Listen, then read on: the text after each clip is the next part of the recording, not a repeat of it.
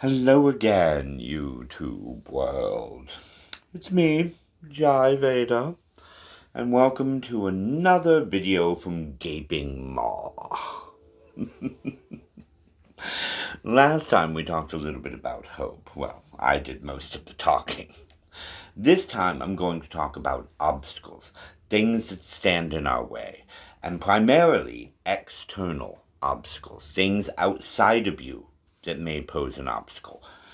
You may ask yourself, what is an obstacle? An obstacle is anything that stands in the way of, hinders, or halts an intended task or situation or thing. When you're trying to do something, an obstacle is something that stands in the way of that or can put a stop to it also.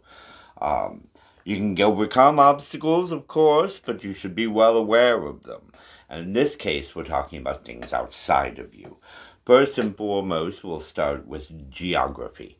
Where do you live? Do you live in a city? Do you live rurally? What is the weather in the places that you live? This may affect whether or not you can protest. It may affect whether or not you have access to resources and things in your community. Depending on the people that are in your community and whether or not you have like-minded ones, city, rural, as I said. These are important things outside of you. The second one is, what time is it? Is it daytime? Is it nighttime? What time of year is it? What is the season? What is the cultural and political climate of the time at which you're living? Also, is there a deadline? Does something have to be done more immediately? That can affect and become an obstacle to you when you're trying to instigate changes. And lastly, and probably the one that gets the most of us, is other people. So, are other people reacting in ways? Will it cost you things? And relationships and interactions and parts of your community if you take an action in a certain way? Have other people made laws, regulations, things that hinder or stop or pose an obstacle, as I've already mentioned, to what you're trying to accomplish? Other things that other people can do, again, what is the political climate?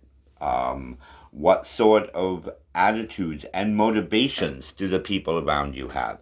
Nobody wants to say, all right, we're all going to march, and then you've got 10 people of hundreds that were so interested. So next time around, we'll talk more about those obstacles that come from within you, things that are solely about you that may hinder or stand in the way. I want to remind everyone to like, but especially subscribe.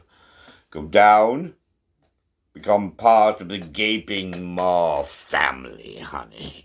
And we'll see you next time when we'll be talking about those internal obstacles for part 2, number 2. All right, bye-bye, dearies. Be well and keep empathy alive.